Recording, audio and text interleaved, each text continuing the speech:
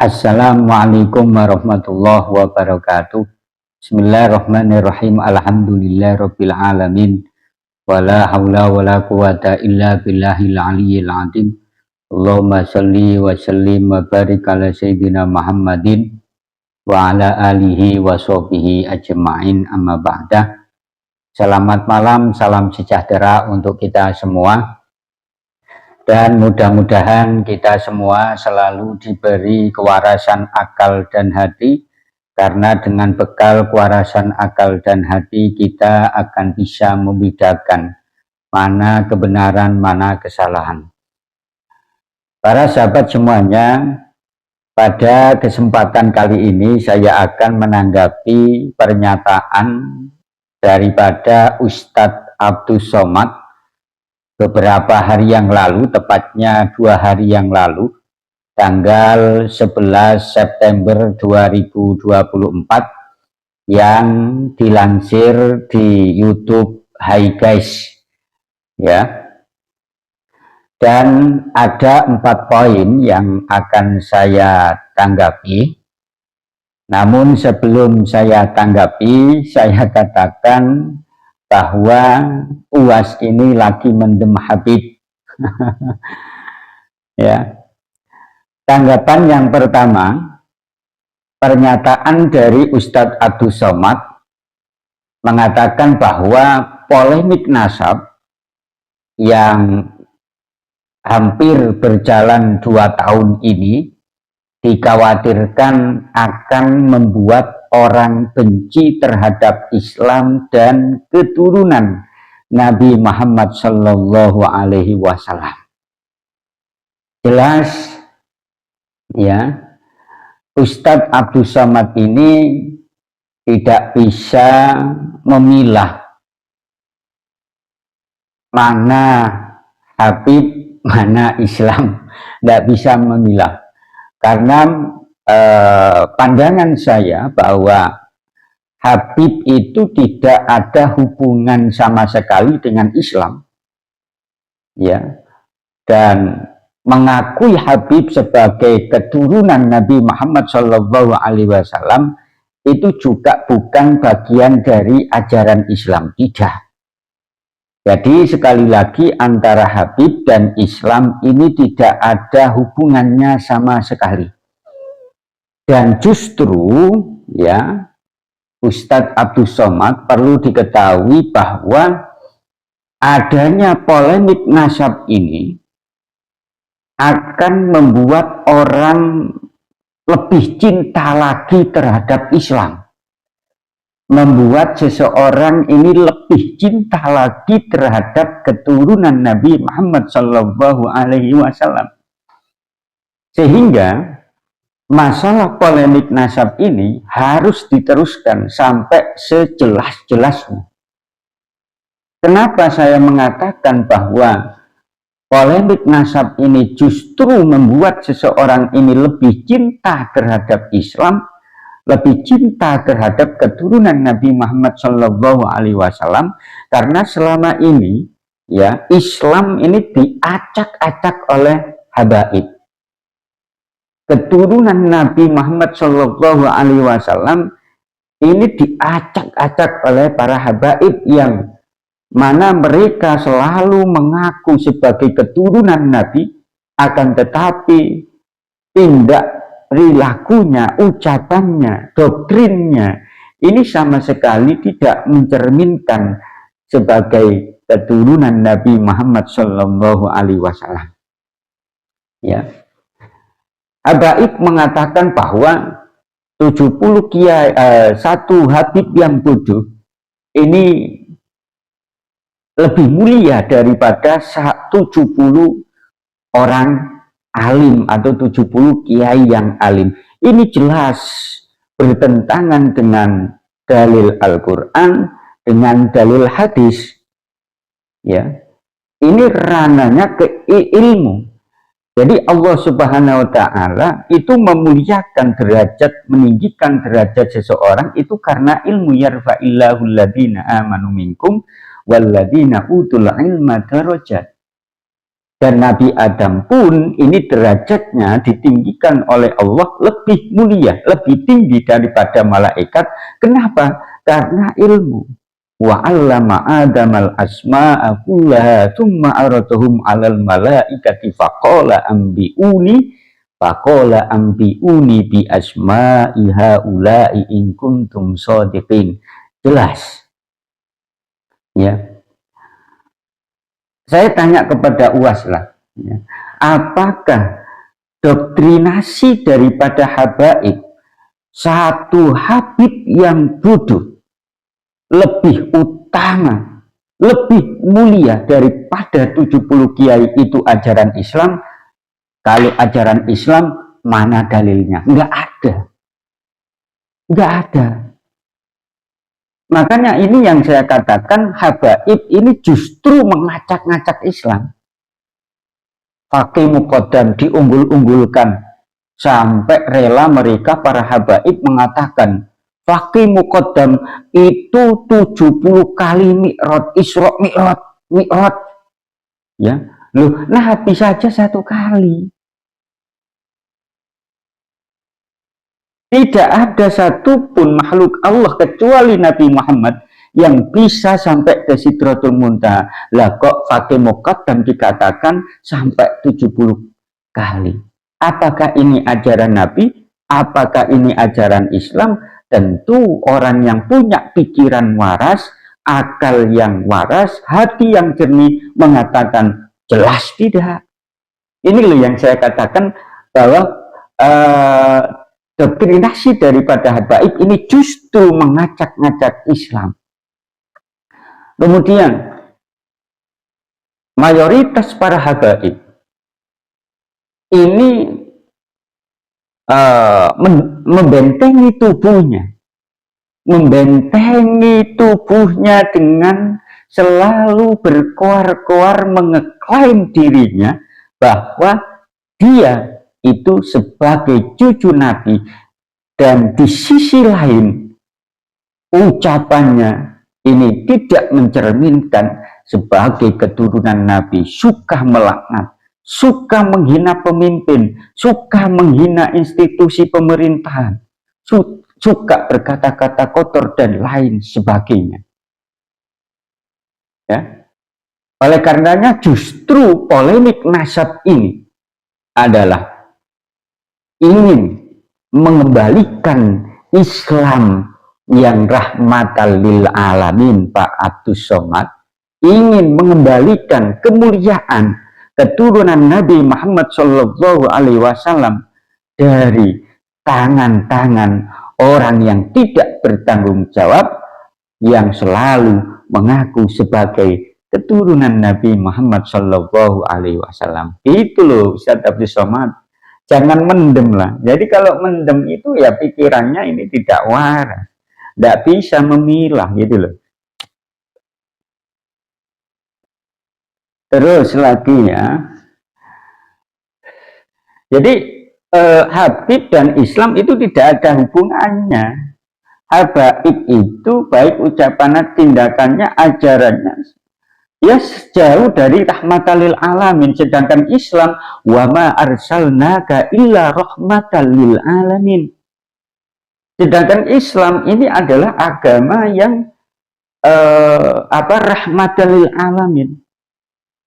Diperuntukkan siapa Islam itu? Ya semua makhluk yang ada di dunia ini, bukan Islam saja, bukan orang Muslim saja, semuanya orang yang hidup di muka bumi ini. Rahmatan lil alamin maksudnya bagaimana orang merasa aman, orang merasa damai, orang merasa toleran, menghargai, menghormati antara satu dengan yang lain, bukan yang selalu koar-koar ngaku Islam, demo, tapi ucapannya selalu mengandung provokasi terhadap umat, gitu loh.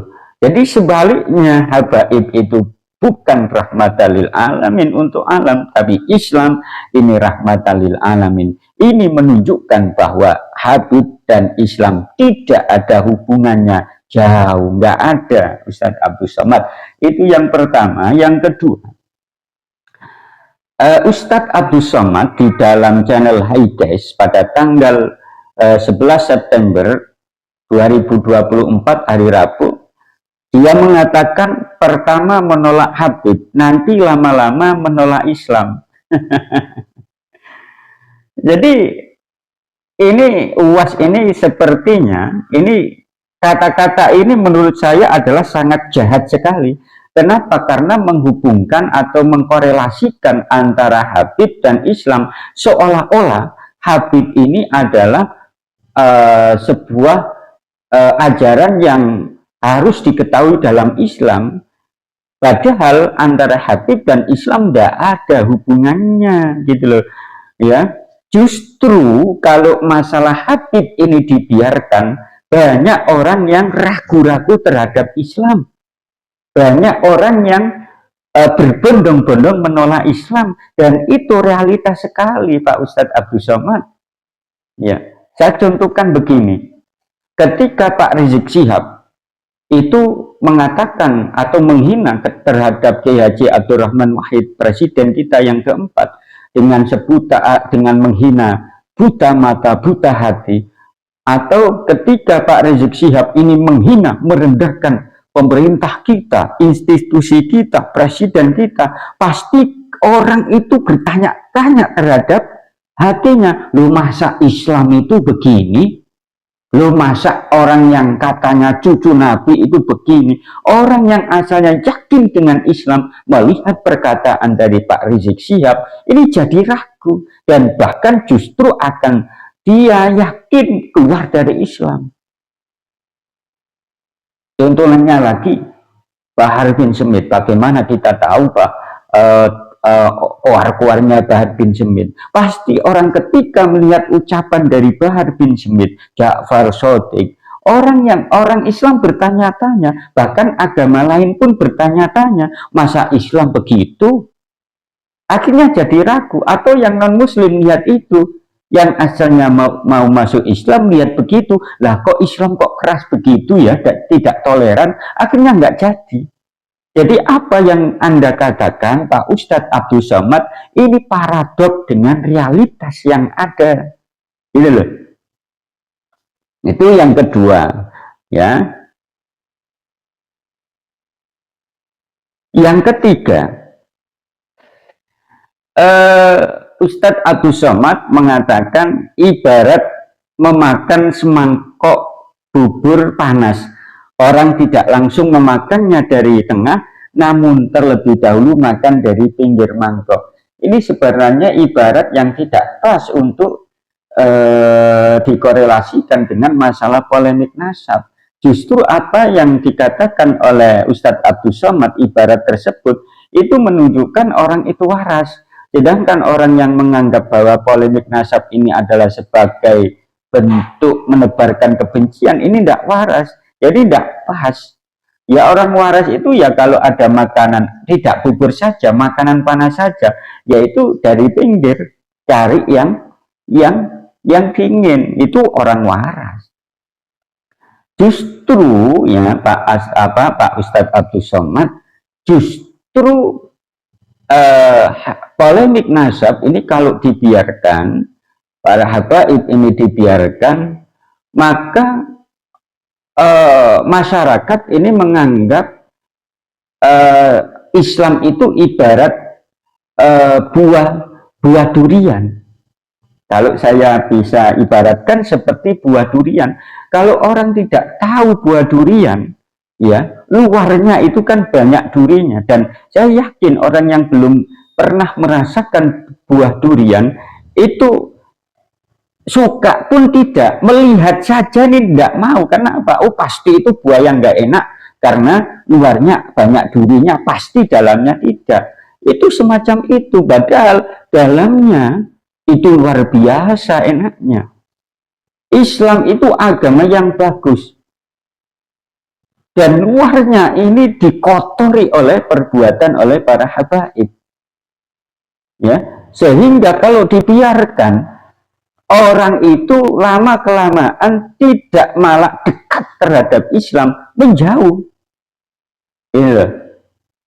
ya, itu Pak Ustadz Abdul Somad. Dan yang terakhir tanggapan saya dari ucapan sampean di channel Highcast, yang keempat, Anda mengatakan kalau sudah kehilangan kecintaan kepada para habaib, hilang kecintaan para ulama.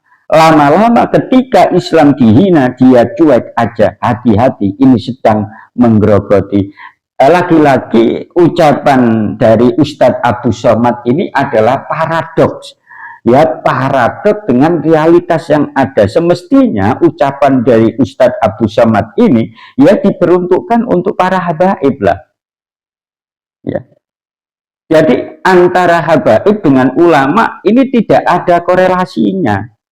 Habaib sendiri, ulama sendiri. Kalau ulama jelas, al ulama warasatul anbiya, bukan al habaib warasatul anbiya. Tapi habaib ini mengklaim dirinya jauh lebih mulia daripada ulama. Bahkan mereka mengatakan Habib yang zina, Habib yang mencuri, kakinya lebih mulia. Ini kan biadab namanya kalau menurut saya.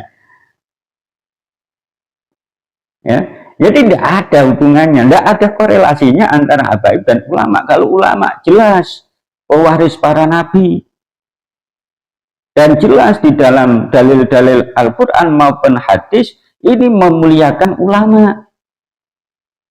Man akrama aliman faqad akramani, wa man akramani faqad akramallah, wa man akramallahu fa ma'wahul jannah. Barang siapa saja yang memuliakan ulama, maka sejatinya dia memuliakanku, kata Nabi. Dan barang siapa saja yang memuliakanku, kata Nabi, maka sejatinya dia memuliakan Allah. Dan barang siapa saja yang memuliakan Allah, maka dia berhak tempatnya di surga. Kalau habaib nggak ada, masa ada man akroma hal habaib fakot akromani, waman akromani, nggak ada. Yang ada itu adalah man akroma aliman, ulama. Jadi beda konteksnya antara habaib dan ulama. Jadi jangan dikorelasikan. Ini menurut saya adalah korelasi yang sangat jahat sekali. Ya, sangat jahat sekali. Dan justru tindak laku dari para habaib inilah yang menggerogoti kemuliaan ulama. Itu loh, ya. Itu saja yang bisa saya sampaikan, tanggapan saya untuk Ustadz Abdul Somad. Dan pesan saya sekali lagi, jernihkan pikiran, jernihkan hati, agar kita bisa membedakan mana yang hak, mana yang batil. Akhirus salam, ihdinas siratal mustaqim. Assalamualaikum warahmatullahi wabarakatuh.